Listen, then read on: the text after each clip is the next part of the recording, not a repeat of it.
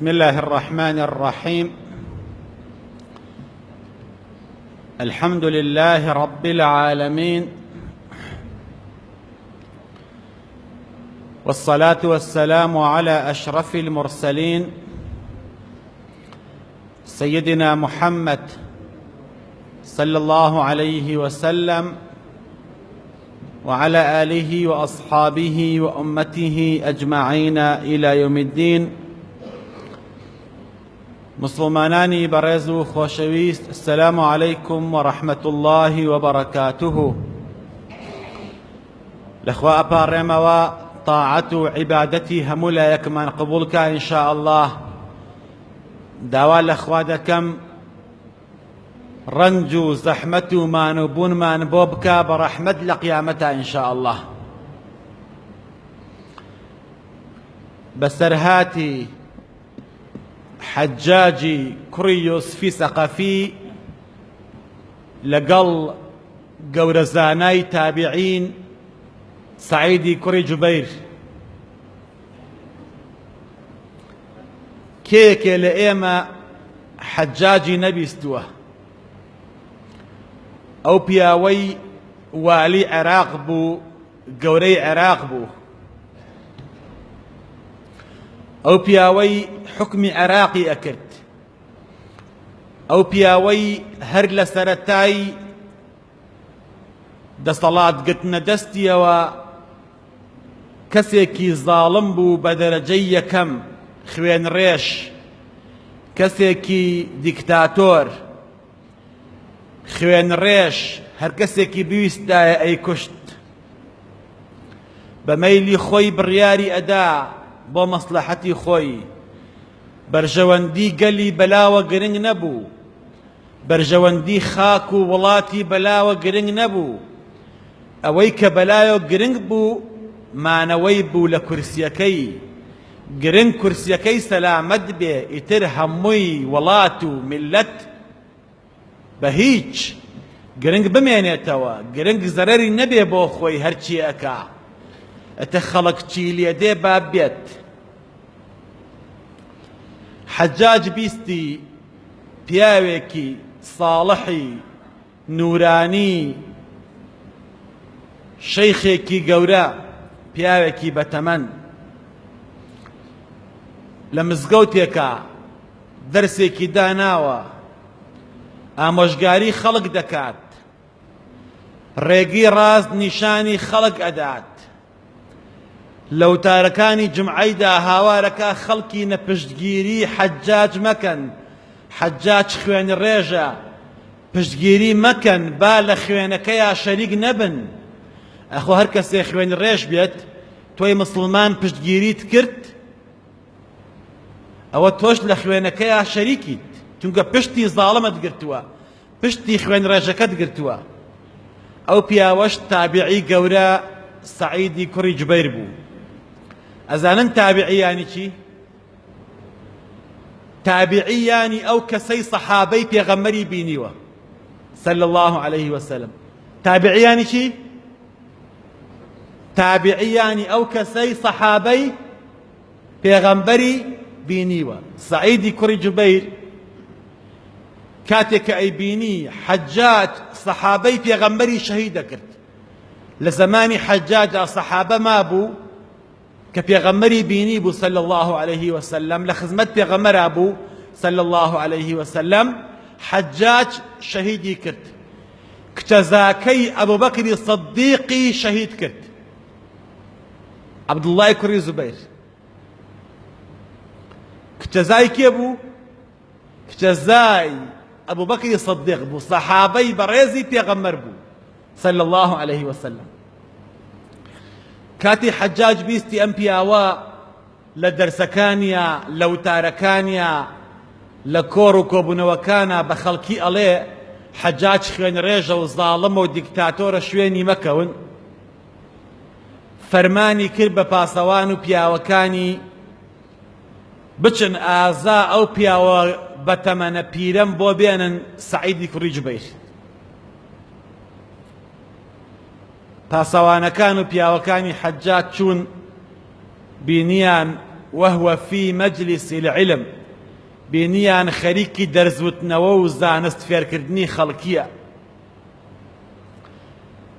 چوون بە پۆستاڵەوە چوون بە پێڵاوەوە دایان بەسەر مزگەوتە لە کاتی دەرسە لە کاتی جمعەیە لە کاتی وانەوتنەوەدا لە کاتی عیبادەتە پێڵاویان دانەکەند دایان بەسەر مزگەوتەکەیە سەعیدی کوڕی جوبەیریان لە ناو مسڵمانەکانە دەرهێنا و بردیان بۆ کۆشتی کۆماری بۆ لای حەجاجی کوڕی یوسفی سەقەفی کە پایتەختەکەی کوفە بوو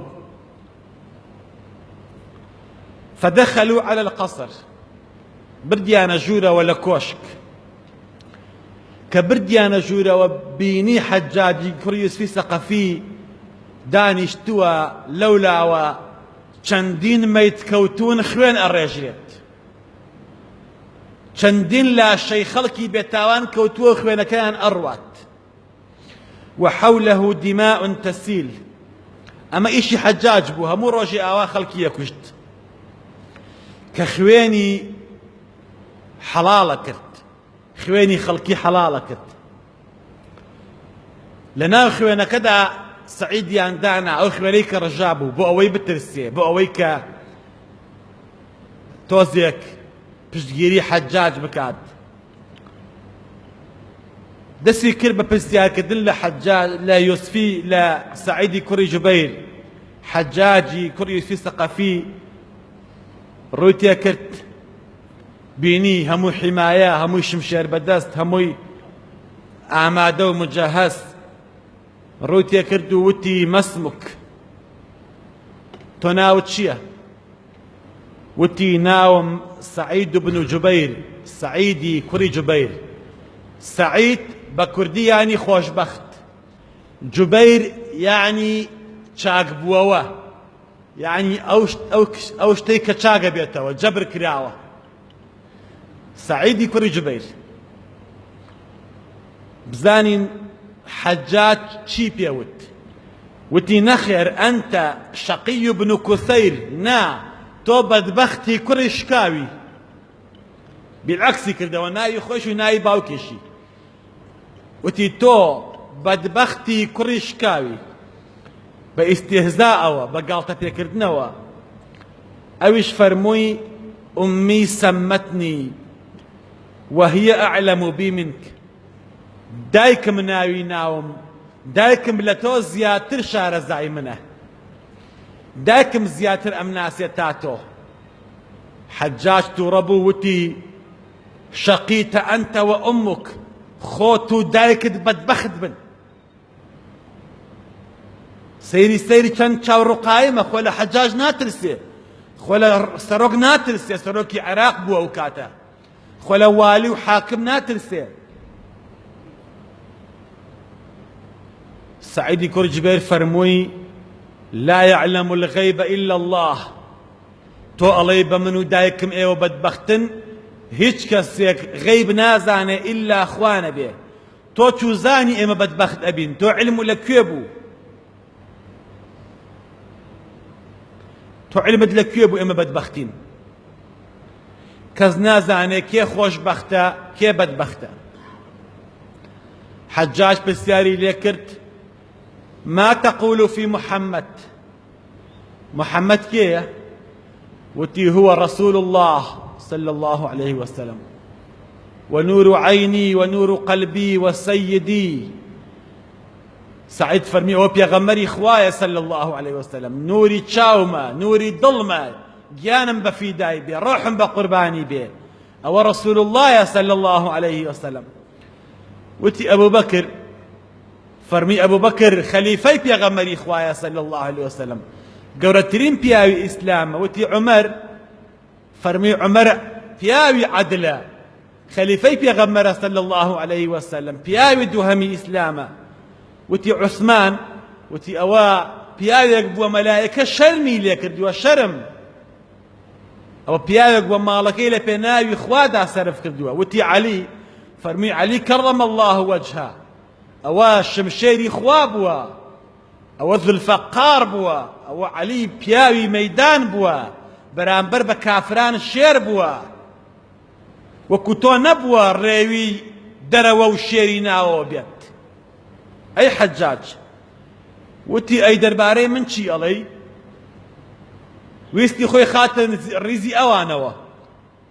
یەکەم پێغەمبەر صلی الله عليه وسلم، دوام ئەبوبەکر، سێیەم عومەر، چوارەم عوسمان، پێنجەم عەلی. وتی ماذا تقول في أنا؟ ئەی دەربارەی من چی ئەڵەی؟ وتی أنت ظالم فاجر فاسق خائن تلقى الله بدماء المسلمين. تۆ ستەمکاری، فاجر و گوناحباری، تاوانباری، سبەینێ بە حزوری خوا ئەگەیتەوە خوێنی هەموو مسلمانان کە کوژران بەگردنی تۆیە. كلمة حق عند سلطان جائر. گەورەترین کەس ئەوەیە، پێغەمبەر صلی الله عليه وسلم فەرمووی گەورەترین کەس ئەوەیە لە بەرامبەر ستەمکارێکەوە قسەی حەق بڵێت و بیکوژێت و شەهید بێت. ئەوە سەید الشوهەدایە، گەورەی شەهیداکانی بەهەشت. یەکەم حەمزەیە، دووهەم ئەو کەسەیە بەرامبەر ستەمکارێک قسەی حەق بڵێت. حەجاج تووڕە بوو، دەموچاویدا بە یەکە، ڕەنگی تێکچوو، نەیەزانی چی بڵێت.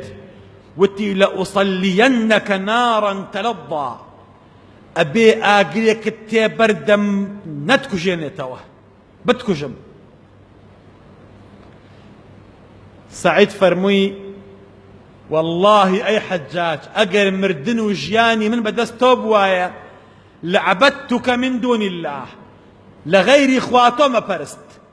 بەڵام مردن و ژیانی من بەدەست کێیە؟ مردنم ژیانم بەدەستی ئەڵڵایە، تۆ کەیت چی ئەەکەی بیکە؟ حەجاج زیاتر تووڕە بوو، بێتاقەت بوو. قال لأقتلنك قتلة ما قتلها أحد أحدا في الأرض.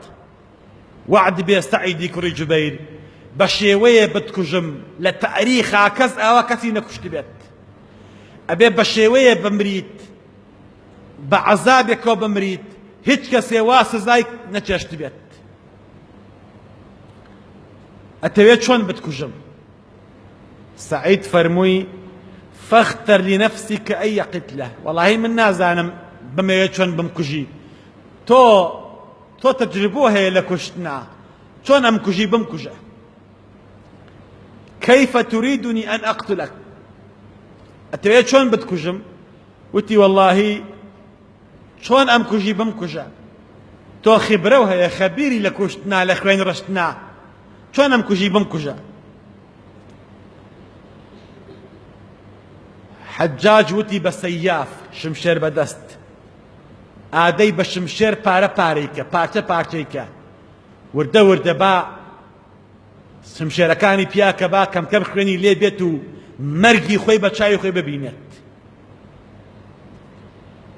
کاتێ ویستی شەهیدی کە جەلادەکان و زاڵمەکان پیاوەکانی حەجاج، ڕووی وێرگەڕا بەرەو قیبلە. سەعیدی کوڕی جوبەیر ڕووی کردە قیبلە. حەجاج وتی ڕووی هەڵگێڕن لە قیبلە، ئەم پیاوە مخالەفەی وەلی ئەمری کردووە، بۆ جەهەنەم ئەڕوای کوژین، باڕوو لە قیبلە نەبێت، ڕووی خەنە ئەرزەکەوە. حەجاج فەرمووی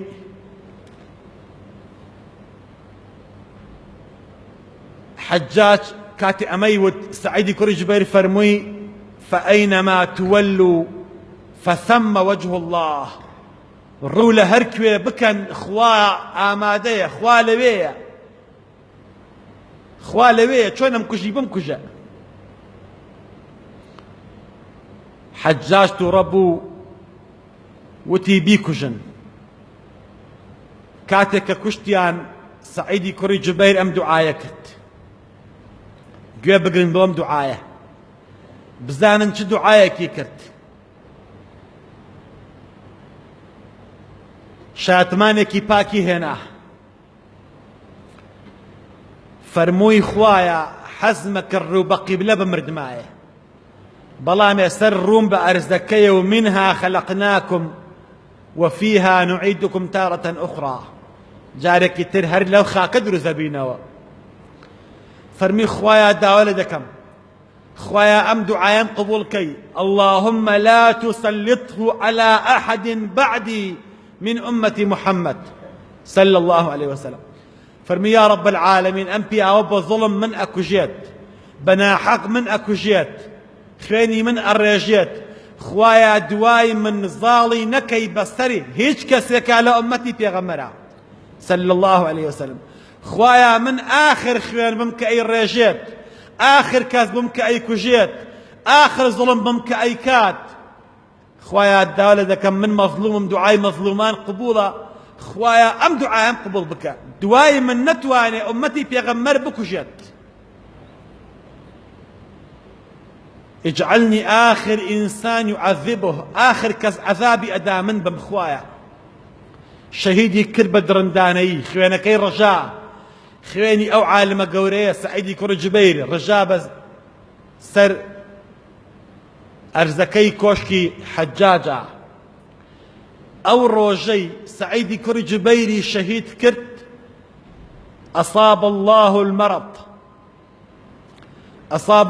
المرض يكثر حجاج توشي نخوشي بو توشي نخوشيك بو نيتواني بخويت خوي لتورا خونما هاواري أكرلني والشواب منالو جندي وباسواني بخبر أكردوا فرياك ونح يوسفي سعيدي كوري جبير هاو أمخ من كينت هاواري أكرد هرچی دکتۆرەکان بوو هێنایانە سەری وتیان ئەم پیاوە تازە تووشی نەخۆشیەک بووە چارەسەری نییە هەم تووشی نەخۆشی دەرونی بووە شێت بووە هاوارەکە هەم تووشی نەخۆشیەک بووە لە کەللەیە وەڕەم لەسەریا دروست بووە هاواری ئەکرد هەرچی ئەو گەڕەکە بوو ئیزعاجی کردبوو نەشەو خەوی هەبوو نە ڕۆژی سراحەتی هەبوو حجاج دمای ماوەیەک مرد بۆ نەخۆشیەوە مرد بە نەخۆشی شێتی و بە نەخۆشی دەماغ مرد سبحان الله لە دوای سەعیدی کوڕی جوبەیر ڕەزا و ڕەحمەتی خوای لێبێ حجاج نەیتوانی ئیتر زوڵم بکات تەواو دوعاکەی سەعید گیرا بوو ئاخر کەسێ بوو کە خوێنی ڕشت ئاخر زڵمێ بوو کە کردی چونکە سەعید فەرمووی خوایە من کۆتاییەکەی بمتر ئەم پیاوە زوڵم نەکا زوڵم پێچەوانەی عەدلە ئەگە زوڵم هەبوو ئیسراحەت نییە حەجاج مرد بردیان بۆ سەر قەبرستان ناشتیان یەکەم شەوی ناو قەبری حەجاج هاتە خەوی قوتابیەکی سەعیدی کوڕی جوبەیر سبحان الله هاتە خەوی تەلەبەیەک و خوێندکارێک و قوتابیەکی مامۆستاکەی سەعیدی کوڕی جوبەیر لە خەوەکەیە پێیوت ما فعل الله بك يا حجاج حجاج خوا چی پێ کردی تۆ ئێستا مردی گەڕایتەوە لای خوا